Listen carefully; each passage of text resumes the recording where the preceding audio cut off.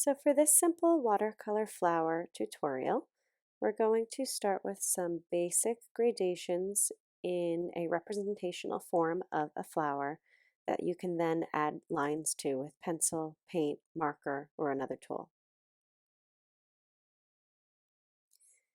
To begin, we're going to use watercolor paints. So we'll take a paintbrush, wet our brush in clean water, and then begin loading the brush with paint.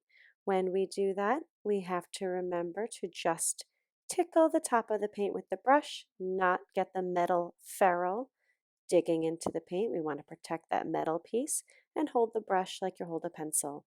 So I'm just using the tip of the brush in the top of the paint gently so I don't dig in the paint. Then I make a gentle sort of curving mark with my brush, clean my brush completely, and the next part we just do with clean water. I turn my paper so that the point of my brush is just touching the top of that blob of paint I just laid down, and then I just sort of wiggle it along to get the paint moving and create the top of a circular form or a cone form. And that's pretty much it. We'll do this again with some other colors just to show you again.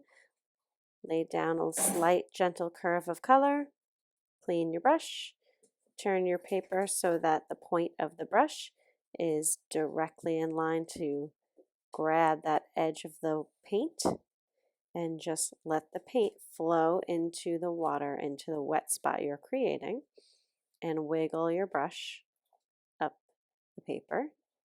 Make it irregular, make an organic shape to make it look more like a natural flower or a tulip or something along those lines. You can throw in some extra colors if you want to.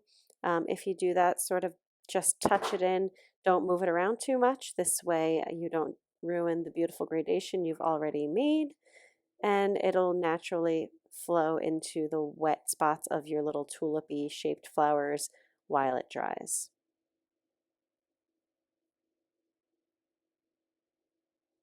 And that's it.